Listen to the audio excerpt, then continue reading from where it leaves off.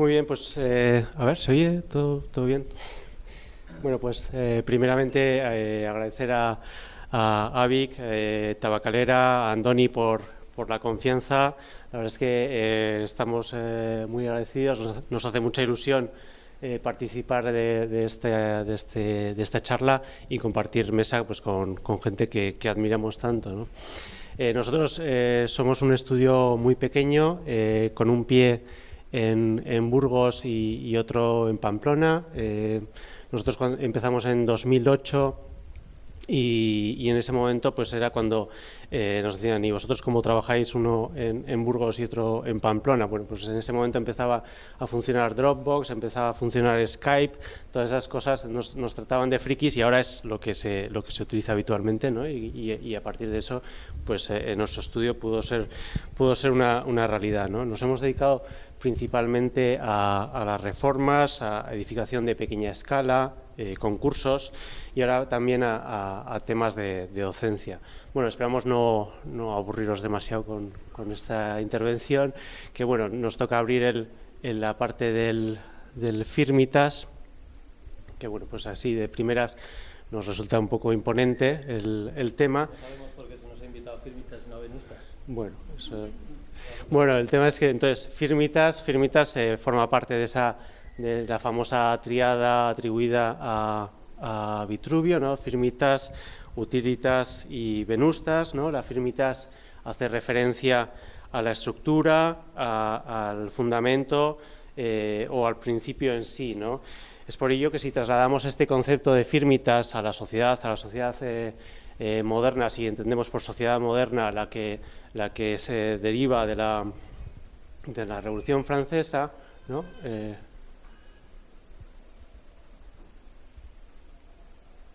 Que tenía como lema y fundamentos, ¿no? La libertad, igualdad y fraternidad. Bueno, pues estos ha sido como el lema de la sociedad hasta la actualidad, ¿no?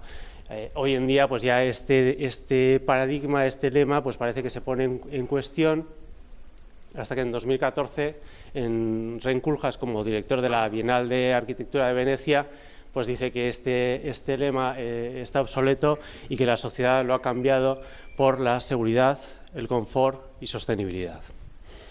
Bueno, pues esto es un tema, el tema de la seguridad, confort y sostenibilidad, que a nosotros hoy en día nos genera dudas en el momento en el que todo esto se tiene que cuantificar, ¿no? Y cuando todo esto se tiene que normalizar.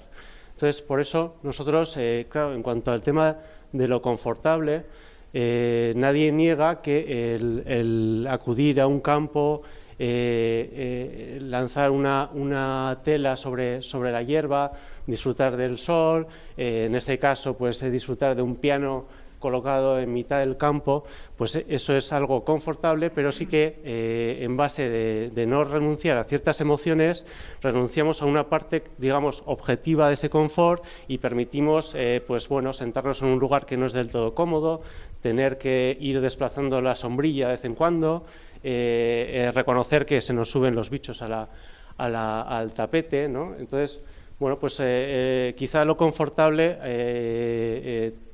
hay que protegerlo, hay que proteger esa parte de lo confortable que supone la emoción y que no es fácilmente cuantificable.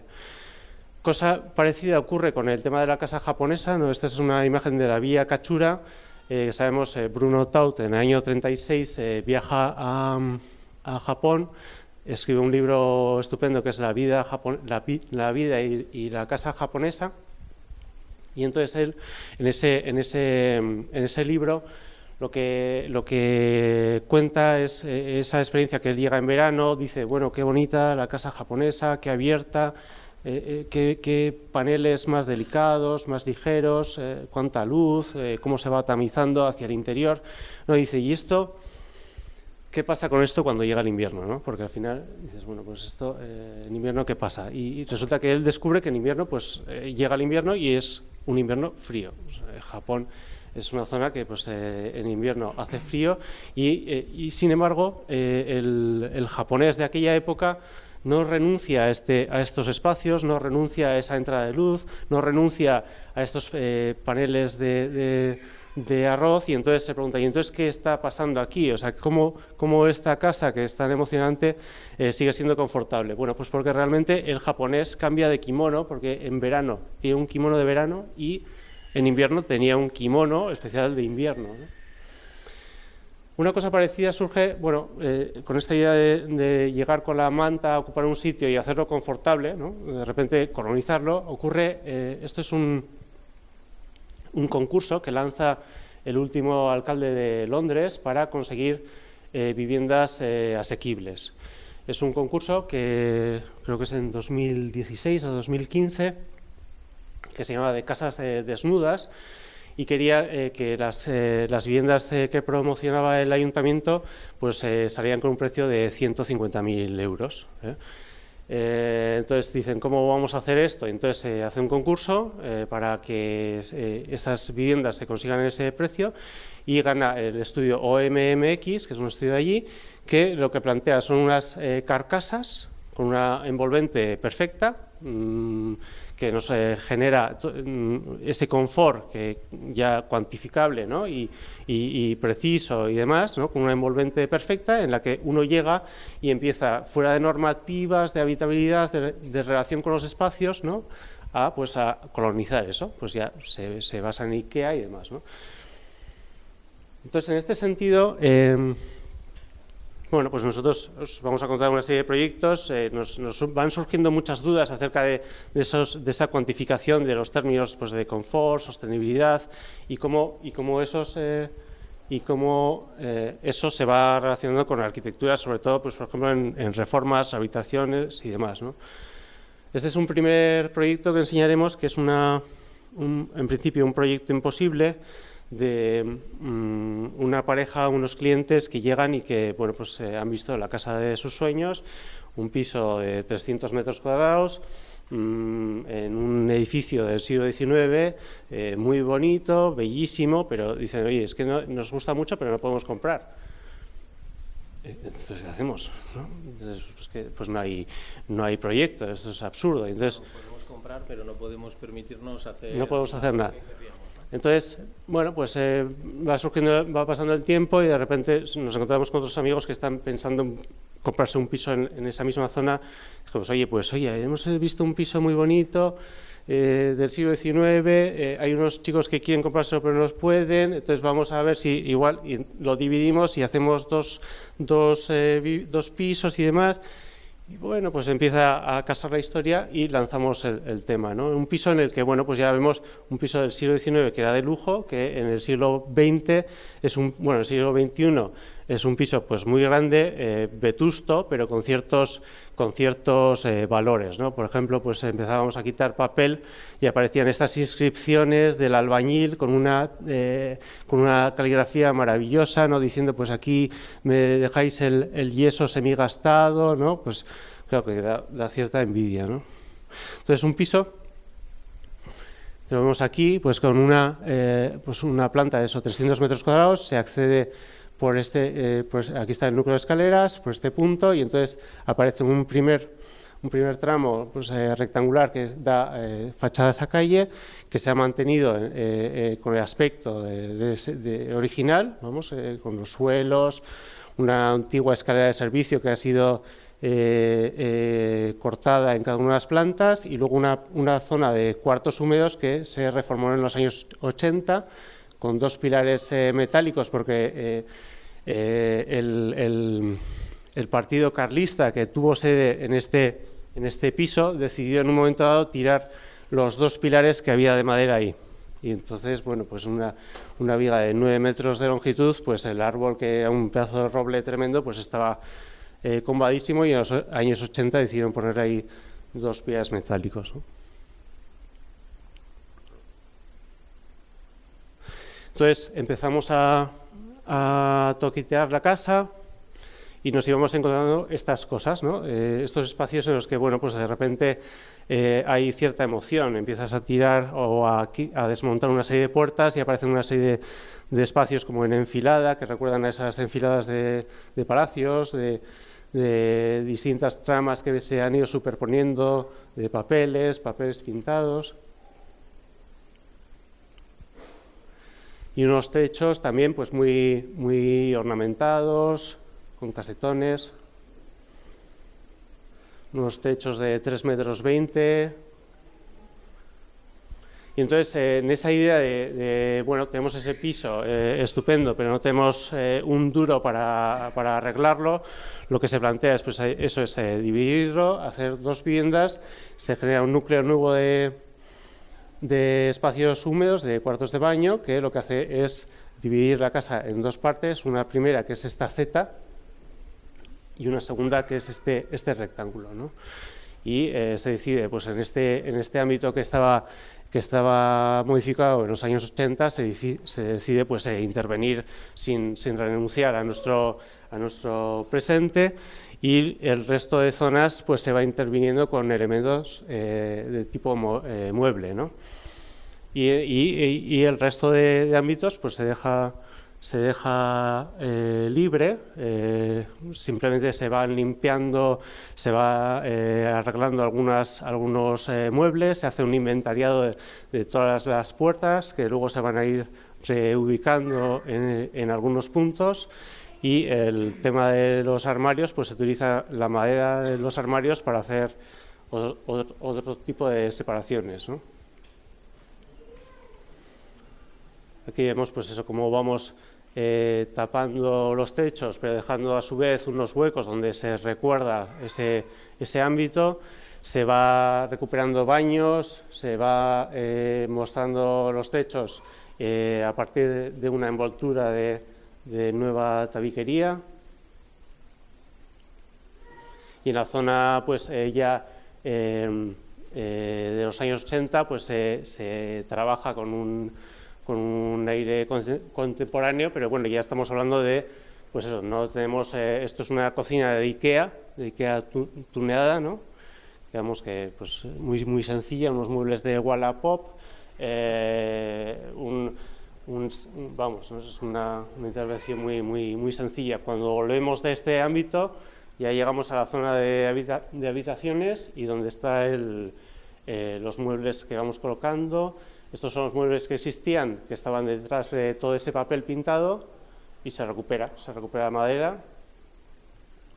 Y pues como decía antes, pues ese confort pues de ventanas perfectas, de puertas de armarios perfectas, pues bueno, pues se renuncia a eso a favor de esto, y en un futuro pues poco a poco pues se va completando la actuación, ¿no?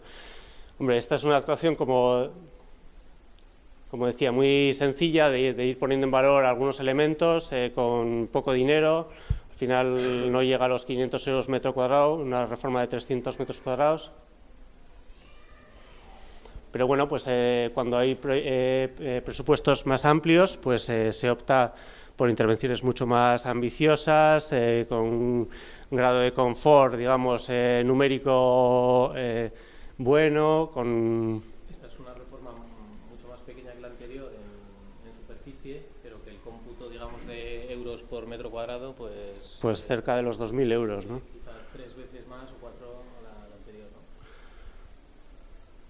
¿no? ¿No? O proyectos pues mucho más ambiciosos y sin problemas presupuestarios, ¿no?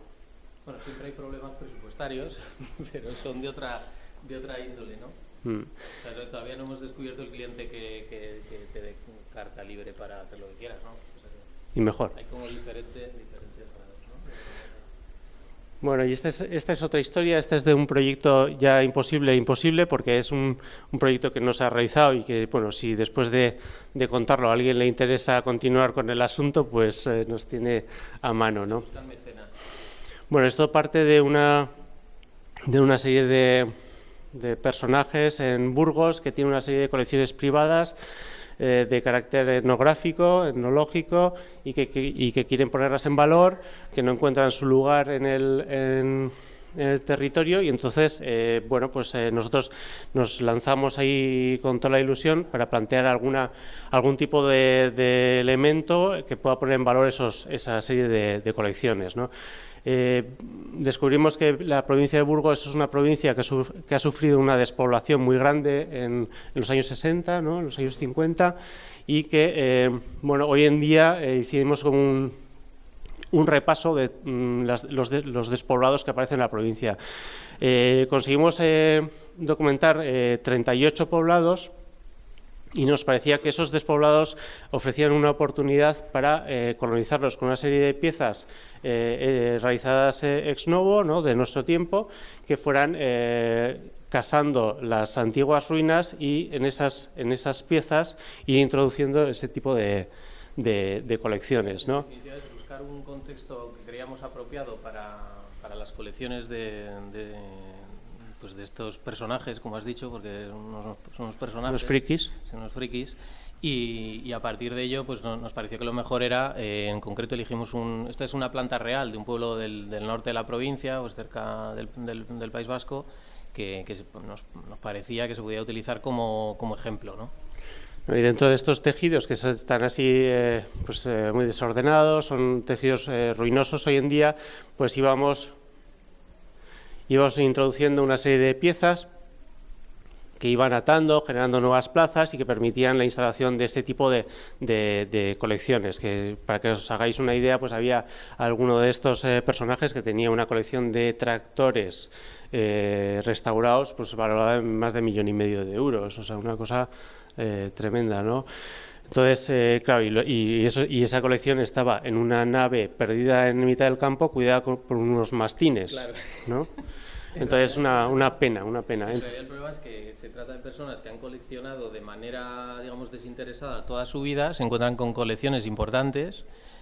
Algunas pues sí que encuentran lugar en determinados ayuntamientos, pero de manera parcial, porque las colecciones son muy grandes, que incluso tienen una continuidad temporal, histórica, y claro, llega un momento en el que se jubilan y, bueno, esto para mí supone una carga, ¿no?, más que otra cosa.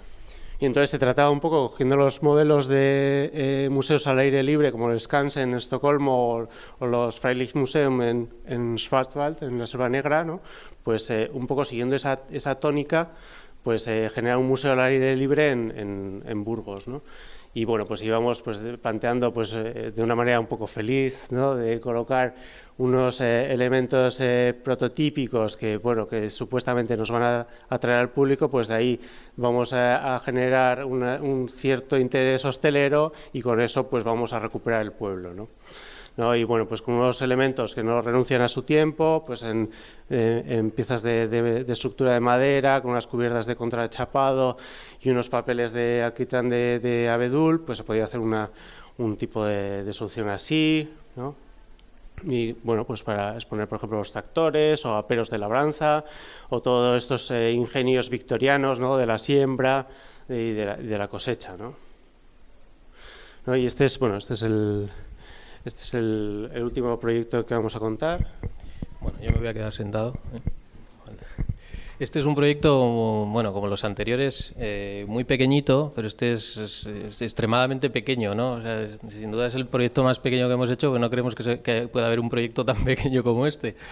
Se trata de una idea que, bueno, hablando del... ¿Cómo se pasa esto? Aquí. Hablando del mundo rural, que también era algo que creo que venía en el programa, y enlazando con lo que hablábamos antes de la provincia de Burgos, ¿no?, que Castilla y León es una comunidad autónoma que tiene un gran territorio en cuanto a metros cuadrados, pero una densidad de población muy baja, ¿no? Estaba mirando los datos esta mañana y, por ponerlo en comparación con Euskadi, la superficie de Castilla y León es 13 veces mayor y tiene una densidad de población pues como 12 veces menor, ¿no? Comparando con la provincia de Burgos que hemos visto anteriormente, pues tan solo la provincia de Burgos tiene el doble de superficie que todo el País Vasco, ¿no? Esto unido al gran patrimonio histórico que tiene la comunidad, pues genera un problema de poca densidad también en cuanto a falta de control, de edificios muy dispersos, patrimonio que está en un mundo rural habitualmente con una población muy baja, ¿no? Tenemos ahí algunos datos, que España es con 44 bienes el tercer país del mundo con más bienes declarados Patrimonio de la Humanidad por la UNESCO. De esos 44, 8 están en Castilla y León, y además actualmente en esta comunidad pues hay 2.300 bienes de interés cultural, ¿no? Entonces, esto en realidad es una oportunidad, pero también puede ser un problema, ¿no? Esta imagen que veíamos anteriormente es del Castro de las Labradas, de Arrabal, en Zamora, luego hablaremos por qué. Este es un relieve de la ermita visigoda de Quintanilla las Viñas, que es Patrimonio Nacional desde 1929, el Monasterio San Pedro de Arlanza, el Ojo Guareña. Os recomendamos la visita a estos lugares. Es un complejo kárstico y luego también tiene una serie de construcciones con pinturas frescos en unas bóvedas naturales, digamos, ¿no? Bueno, entonces, este es un proyecto que surge no de una, digamos, de una organización de la Junta de Castilla y León en este caso, sino que surge también de un grupo de frikis, ¿no? que es una asociación de vecinos por la defensa de Tierra de Lara, que ven una necesidad que tienen en su pueblo, en donde tienen un edificio que es la iglesia visigoda de Quintanilla las Viñas, donde hay un vigilante que también hace de guía y que se encuentra albergado en una caseta de obra, ¿no? Lo que, digamos, no es digna de la obra la que tiene al lado, ¿no? Bueno, este es un plano que está hecho por el estudio Tuñón y Mansilla, por un proyecto que hicieron en precisamente el Museo de la Vega Baja en Toledo. Ahí vemos la iglesia de Santa María del Melque en naranja. Y estas son las 10 edificios aproximadamente visigodos que hay en toda la península, ¿no? El nuestro sería el de Quintanilla de las Viñas, que está en la parte superior, en verde. Esta es una imagen reciente. Está en un entorno natural privilegiado. Bueno, destaca sobre todo, es un edificio que pues van a visitar historiadores de Alemania, por ejemplo. Suele haber muchas visitas de otras partes del mundo, ¿no? Su importancia también en cuanto a estos relieves, de alguna manera que también tienen representación de las vides, de ahí su nombre, ¿no? Estos grandes muros de piedra tan potentes con estos huecos rasgados que sin duda imponen. Esta es una imagen interior. Y pues esa era la pequeña construcción, es una caseta de obra totalmente lamentable que existía anteriormente, ¿no? Con lo que todo supone de falta de todo tipo de prestancia y antes habla de la comodidad del confort. Bueno, esto es un planito del entorno. En negro están los muros que existen, el resto, digamos que tan solo se conserva la huella, que es una planta de cruz latina, pues con 3 naves, y de la que solo queda la zona del ábside, ¿no? Una especie de pequeña colina, meseta, a la que se asciende por este camino de la izquierda. Esto tiene láser, ¿no? Y de manera que, ese es el recorrido, digamos, de llegada, y en la parte inferior izquierda situábamos el nuevo proyecto, ¿no? Que no es nada, es mínimo, ¿no? Prácticamente lo que tendríamos que hacer es situar una cajita que cumpliera su función y distorsionar lo menos posible lo que realmente es importante que es la iglesia, ¿no? Bueno, este es el proyecto, que básicamente, como digo, tiene creo que 12 metros cuadrados y me parece que desde el primer momento en el que el cliente se puso en contacto con nosotros hasta que se acabó construyendo, creo que pasaron antes decíamos 4 años, ¿no? 4 años a que salíamos como a 3 metros cuadrados por año. O sea, realmente la eficiencia es mínima en ese sentido, ¿no? Claro, te planteas, es un proyecto tan pequeño. Pues que en realidad nuestro cliente partió siendo esta asociación de amigos de la Tierra de Lara, y hubo un momento en el que avanzamos en el asunto y decimos, pues esto parece que ya va, y dices, sí, lo que pasa es que nosotros en realidad no somos los clientes. ¿Cómo? ¿Quién es el cliente? Claro, ¿no? Todo esto es un proceso largo en el que probablemente de los primeros años tenemos una reunión al año, ¿no? O sea, surgió de esta asociación a través de nuestra idea, pues fue a hablar con la Junta de Castilla y León, que era la clienta real. La Junta de Castilla y León a los 2 años decidió ya reunirse con nosotros. y de ahí posteriormente, bueno, como veremos, decidió exportar este proyecto pues de manera más general a otras necesidades que había iguales en la comunidad, ¿no? Entonces, al final, también esto lo comentamos un poco por la cuestión de la iniciativa ciudadana, que a veces es importante, ¿no? El que mejor sabe las necesidades que tiene en su entorno, pues es el que está ahí a pie, ¿no? Bueno, el proyecto es muy sencillo, es una cajita de madera que tiene la posibilidad de abrirse a modo de un cofre, ¿no? Para de alguna manera ser transparente durante su funcionamiento, pero ser segura cuando está cerrada. Quizá el mayor reto, no voy a contar la historia, pero fue el minimizar los gremios, que lo pudiera hacer todo un carpintero y un herrero. Estábamos trabajando en zonas arqueológicas, no podías enterrarte, tenía que ser todo superficial, no tenía sentido hacer una cimentación de hormigón, que un herrero te hiciera la estructura, que luego fuera un carpintero, ¿no? Entonces, en definitiva, al final descubrimos lo mejor era hacerlo todo, pues básicamente con un carpintero el 90% y las pequeñas partes de cerrajería con un herrero. Hacerlo en obra y llevarlo posteriormente montado, o sea, en fábrica, llevarlo posteriormente montado a falta de los últimos retoques a la obra, ¿no? Esta es la planta, como veis, pues prácticamente no tiene nada, una gran mesa corrida en la parte superior, otra en la parte inferior, una chimenea para aportar esas necesidades de calor en invierno, un leñero que da la parte exterior para que la madera esté ventilada, y un pequeño baño que, evidentemente, como no hay ningún tipo de conexión a redes de instalaciones, pues se trata de un inodoro seco y un lavabo que funciona a pedal. En el fondo decimos a veces, que siempre es broma, pero es lo que es la arquitectura de la autocaravana. O sea, en algún momento se planteó la posibilidad de, bueno, podemos tener luz artificial, o sea, bueno, si tenemos luz artificial necesitamos generar energía, tenemos que traer una batería. En definitiva, es lo que decía antes Koldo del confort y la comodidad. Si es una instalación que funciona durante las horas de día, pues no necesitas luz natural, ¿no? No vas a hacer, como decía un profesor nuestro, hacerte la Pascua para después felicitártela, ¿no? Bueno, toda la construcción básica de la estructura es en tablero contralaminado de madera, con un aislamiento de fibras naturales.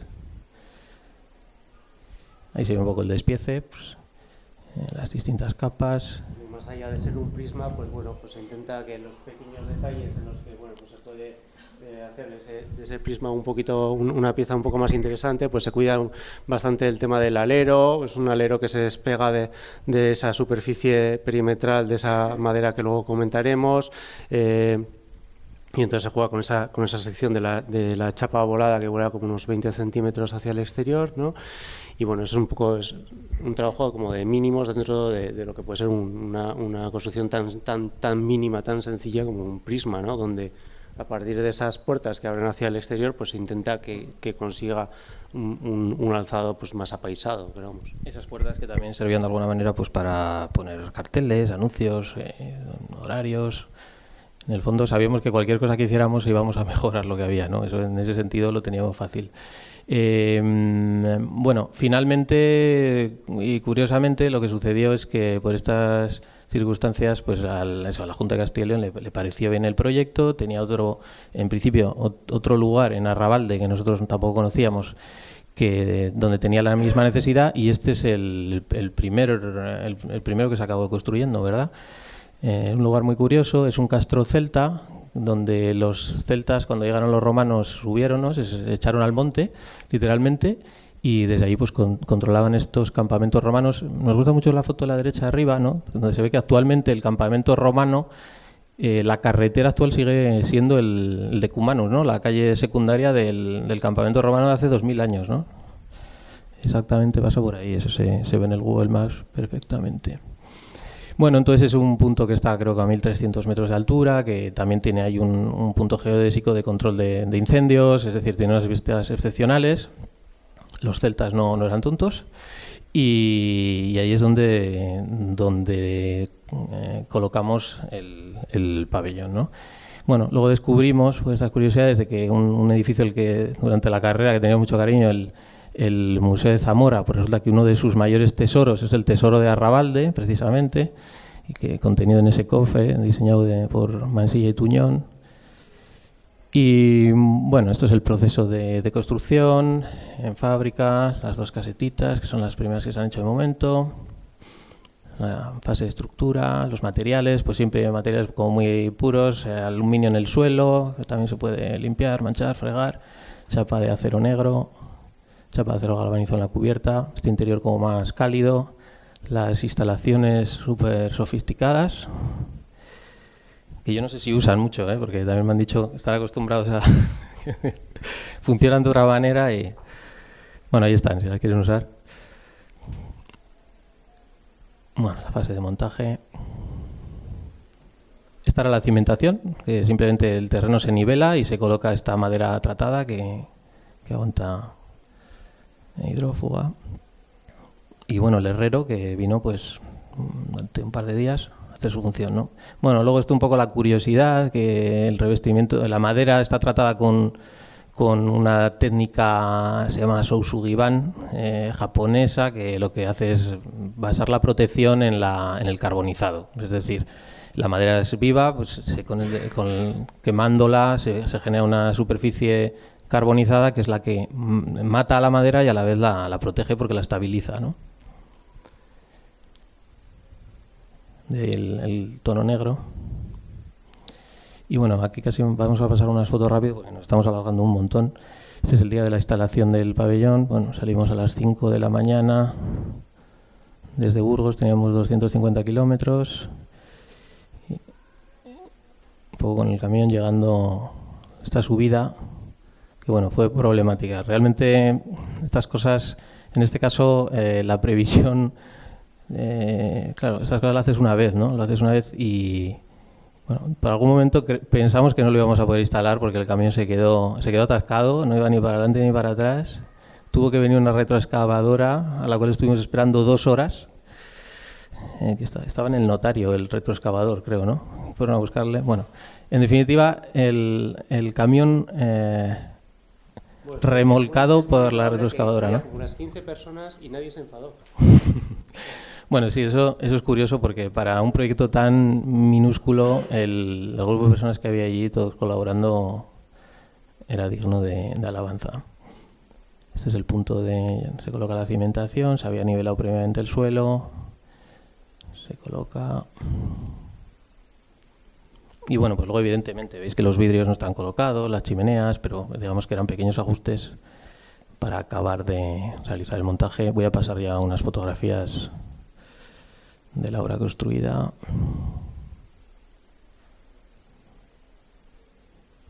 El fondo también es un poco una pequeña labor de paisaje, ¿no? Colocar, para nosotros, cuando hablábamos antes de confort, comodidad, pues es esta imagen, ¿no? Lo que te transmite.